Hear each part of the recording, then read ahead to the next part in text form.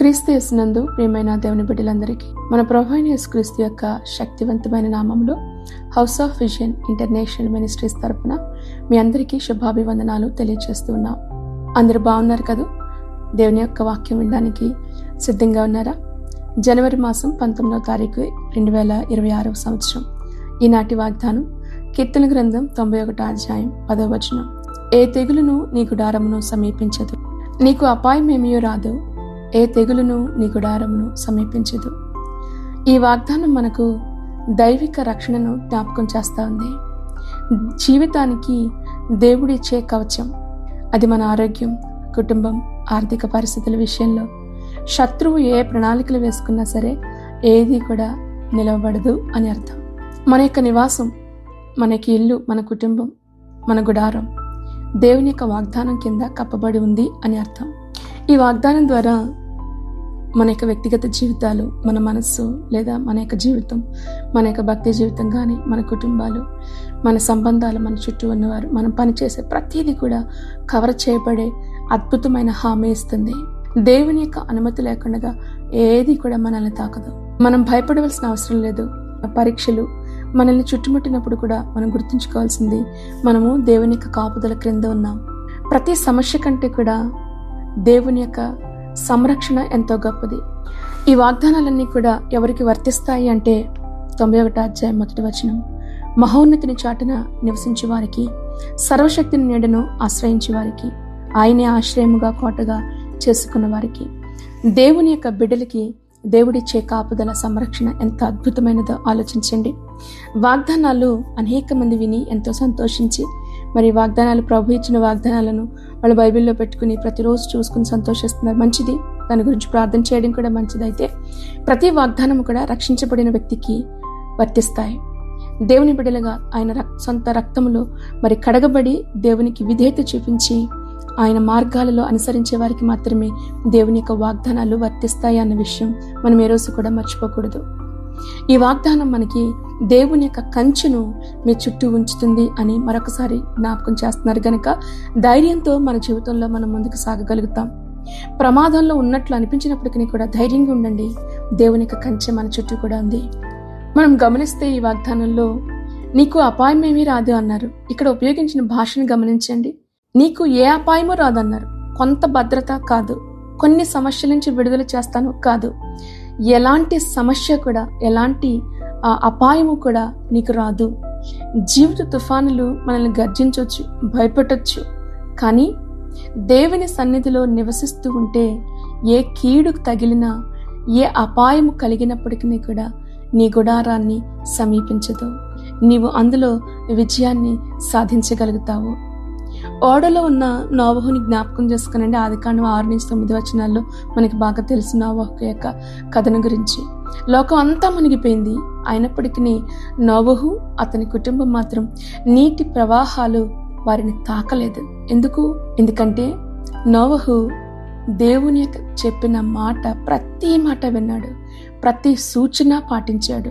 అక్కడ ఈ 3 అధ్యాయాల్లో కూడా నోవహు అట్లే చేసెను అని ఉంటుంది. అంటే దేవుని యొక్క మాట అక్షరాల విన్నట్లుగా మనం గమనించగలుగుతాం. ఈ రోజున మనకి అటువంటి భద్రత, సంరక్షణ ఇవ్వాలని దేవుడు ఇష్టపడతా ఉన్నాడు. నిజమే, చుట్టుప్రక్కల వారు వేల కొలదిగా, 10,000 కొలదిగా కూలిపోతున్నప్పటికీ కూడా మనము ఇందులో భయపడవలసిన అవసరం లేదు. ఎందుకంటే అపాయం మా యొద్దకు రాదు అని దేవుడు వాగ్దానం చేస్తా ఉన్నాడు. మహోన్నతుని, సర్వశక్తిని ఎవరైతే నీడగా, ఆశ్రయముగా చేసుకున్నారో, ఆయన రెక్కలలోకి ఎవరైతే వచ్చారో వారికి ఏ అపాయము కూడా రాదు. సింహాల గుహలో దానియేలుని గురించి ఒకసారి ఆలోచించండి. శత్రువులు దానియేలుకి వ్యతిరేకంగా ఎంతో కుట్ర పన్నారు, కానీ సింహాలు మాత్రం దానియేలుని తాకలేకపోయాయి. రాజు దైవిక హస్తం దానియేలుకు తోడై ఉన్నది అన్న సంగతిని గ్రహించాడు. దానియేలు యొక్క జీవితమే గొప్ప సాక్ష్యంగా మారిపోయింది. అవును, దేవుని యొక్క సన్నిధిలో నివసించే వారిని, ఆయనపై పూర్తిగా నమ్మకం ఉంచేవారిని దేవుడు ఈ రీతిగా ఉన్నతంగా కాపాడమే కాదు, గొప్ప సాక్షులుగా ప్రభు నిలబెట్టుకోగలుగుతారు. షెడ్రక్, మేషక్, అబేద్నెగోలు ఏడంతల అగ్నిగుండం 7 అయిపోయింది, కానీ వారి తలంట్రికల్లో ఒక్కటి కూడా కాలిపోలేదు. ఎలా కాలిపోలేదు? ఎందుకంటే దేవుడే వారితో పాటు అగ్నిలోనికి వెళ్ళాడు. 91వ కీర్తనలో వాగ్దానం అదే మనకి జ్ఞాపకం చేస్తూ ఉంది. ఆయన ప్రమాదాలలో ప్రభు మీతో కూడా నడుస్తాడు. చూసారా? నిజమే. మరి ఇంత అద్భుతమైన సంరక్షణ, కాపుదల మనం ఎలా సంపాదించుకోగలుగుతాం? మొట్టమొదటిగా దేవునితో సహవాసాన్ని ఏ రోజు కూడా నిర్లక్ష్యం చేయకండి. ప్రార్థన నిర్లక్ష్యం చేయొద్దు. కీర్తన 91 అనేది సర్వోన్నతుని రహస్య స్థలములో యొక్క నివాసం, దేవుడు సిద్ధం చేసిన కంచె. ఒకవేళ ప్రార్థన నిర్లక్ష్యం చేయడం ద్వారా ఆ కంచెను నువ్వు త్రోసిపుచ్చుతున్నావేమో ఒక్కసారి ఆలోచించండి. భయానికి చోటివ్వద్దు. భయం శత్రువు యొక్క సాధనం. అది అబద్ధాలను సృష్టిస్తుంది. నీ దగ్గర గుసగుసలాడుతూ ఉంటుంది. జాగ్రత్త, ప్రమాదం వచ్చేసింది, నువ్వు సురక్షితమైన ప్రాంతంలో లేవు అని నిన్ను అనేక సార్లు నిన్ను భయపెడతా ఉంటుంది. కానీ విశ్వాసంతో మాట్లాడండి. నీ చుట్టూ కూడా దేవుని యొక్క కంచె ఉంది. దేవుడు తన బిడ్డల కొరకు వేసే కంచె అద్భుతమైనది. యోబును చేసుకుందామా? దుఃఖమే మిగిలిపోయింది. అయినప్పటికీ కూడా ఆయన దేవుని యొక్క అదృశ్యమైన హస్తాన్ని నమ్మాడు. కాబట్టి యోబు తన కష్టకాలంలో శ్రమల మధ్యన నశించిపోలేదు. మీరు ఇప్పుడున్న స్థితిలో దేవుడు చేసే సిద్ధపరిచే రక్షణను చూడలేకపోతా ఉన్నారేమో. కానీ విశ్వాసం అదృశ్యమైన వాటిని చూస్తుంది. గనుక మీ కన్నులకు కనిపించకపోయినా దేవుడు చేసే కార్యాలను నమ్ముదాం. దేవుని పైన నమ్మకం ఉంచుదాము. సాక్ష్యాన్ని అనేక మందితో పంచుకోండి. దేవుడు మిమ్మల్ని రక్షించినప్పుడు దాని గురించి మాట్లాడండి. దానియేలులాగా మీ జీవితం ఒక సజీవ సాక్ష్యంగా మారబోతా ఉంది. ఇతరులు మీ సాక్ష్యం ద్వారా ప్రోత్సహించబడతారు. మీ విశ్వాసం కూడా బలపరచబడుతుంది. సామెతల గ్రంథం 18వ అధ్యాయం 10వ వచనం ప్రకారం, యెహోవా నామము బలమైన దుర్గం, నీతిమంతుడు అందులోనికి పరిగెత్తి సురక్షితంగా నుండును. అవును, మనము క్రీస్తు యేసు నామంలోనికి మెల్లగా వచ్చే సమయం కాదిది. పరుగులు పెట్టుకుంటూ వచ్చి మనము రక్షించబడవలసిన సమయం. నీవు సురక్షితమైన స్థలంలో నీవున్నావా? ఈ రోజున యెహోవా రెక్కల క్రింద నీవు ఉండగలుగుతున్నావా? సర్వోన్నతుని నీడను నిజంగా మీరు ఆశ్రయిస్తూ ఉన్నారా? వాక్యం వింటున్న మీలో ఇంకా ఎంతమంది దేవుని యొక్క సన్నిధికి, ఆయన రక్షణకు దూరంగా ఉన్నారో నాకైతే తెలియదు. కానీ ఒకసారి మిమ్మల్ని మీరు పరిశీలించుకోండి. యెహోవా నిజమైన రక్షణ, సంరక్షణ ఆయన మాత్రమే. 121వ దావీదు కీర్తనలో కూడా ప్రభు చెప్తాడు, ఇజ్రాయేలును కాపాడువాడు కునుకడు, నిద్రపోడు. పగలు రాత్రి కూడా దేవుడు మనల్ని నీడగా ఉండి మనల్ని కాపాడుతున్న దేవుని మనం నమ్ముదాం, విశ్వసిద్దాం. మన ప్రతి భయాలు కూడా దేవుని పైన వేద్దాము. ఈ యొక్క వాగ్దానం మీ హృదయాలలోనికి లోతుగా స్థిరపడనివ్వండి. ధైర్యంగా నడవండి. మీరు ఒంటరిగా లేరు. మీతో ప్రతి పరిస్థితుల్లో కూడా యెహోవా నిస్సీగా నీతో పాటు ప్రభు ఉన్నారు. యెహోవా షమ్మా, ఆయన అక్కడ ఉన్నాడు అని అర్థం. మీతో ఉన్నాడు ఆయన.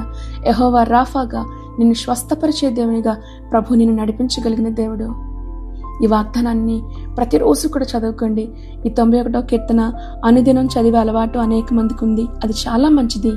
మీ కుటుంబంపై ఒక ప్రవచనాత్మక ప్రకటనగా ఈ యొక్క వచనాన్ని చేసుకోండి. ప్రభా, నాకు ఎటువంటి హాని జరగదు, ఎందుకంటే నువ్వు నాకు తోడై ఉన్నావు. నాకు కుటుంబానికి ఏ విపత్తు, ఏ కీడు, తెగులు రాదయా, నువ్వు నా గృహంలో ఉన్నావు ప్రభు అంటూ విశ్వాసంతో చెప్పండి. మీ హృదయాలను ప్రభుకు సమర్పించుకోండి. భయం, ఆందోళన అనేది శత్రువు వేసే ప్రతి బాణం. నీ సమాధానాన్ని దొంగిలించడానికి శత్రువు చేసే ప్రయత్నాలు. మీ మనస్సును వాక్యంతో నింపేసుకోండి. ఆరాధనతో, కృతజ్ఞతతో నింపుకోండి. దేవుడు మిమ్మల్ని గొప్ప సమాధానంతో నింపుతారు. ప్రభు మిమ్మల్ని దీవించి ఆశీర్వదించును గాక. ఆమేన్. ప్రార్థన చేసుకుందామా? మహాపరిశుద్ధుడైన తండ్రి, మీ పరిశుద్ధ నామమును బట్టి నీకు వందనాలు. ఓ ఇశ్రాయేలు, నీ భాగ్యం ఎంత గొప్పది. అవును ప్రభా, మాకిచ్చిన ఈ గొప్ప భాగ్యమును బట్టి నీకు వందనాలు. సర్వోన్నతుని నీడను విశ్రమించే కృపను మాకిచ్చావయ్యా. ఎంత గొప్ప దేవుడవయ్యా. పగలు రాత్రులు కునుకక నిద్రపోక దేవా, గ్రద్ద తన రెక్కల మీద ఎత్తుకున్నట్లుగా మమ్మల్ని పోషిస్తున్న దేవుడు, కాపాడుతున్న దేవుడు, ప్రతి కీడులు, అపాయాల నుంచి మమ్మల్ని తప్పిస్తున్న దేవుడు తండ్రి, నీకు వందనాలు.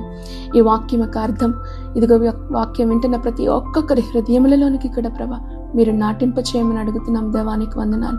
మంచి నెలలో పడిన విత్తనముల వలె నూరంతలుగా ప్రభా నీ కొరకు ఫలించే కృపను నీ బిడ్డలకి దయచేయండి తండ్రి. నీకు స్తోత్రాలు చెల్లిస్తున్నాం. ప్రతి ఆందోళన నుంచి విడుదల చేయండి. ప్రతి భయం నుంచి విడుదల చేయండి దేవా. నాయన కలవరాలు కొట్టివేయండి, నీ సమాధానంతో నీ బిడ్డలను నింపమని. ఇదిగో ప్రభా, నిశ్చయంగా ఈ యొక్క వాక్యపు స్వరం ఎక్కడైతే ఏ గృహాలలో వినబడుతుందో ఆ ప్రాంతాలలో సమాధానం, నెమ్మదిని, ప్రభా, సమృద్ధిని, ఆశీర్వాదాన్ని మీరు దయచేయండి. ఎందుకంటే నీ వాక్యములో ఆ శక్తి ఉన్నది ప్రభా, ఆ అధికారం ఉన్నది గనుక దేవా నీకు వందనాలు. వెలుగు ప్రకాశించిన చోట చీకటికి స్థలం లేదు ప్రభా.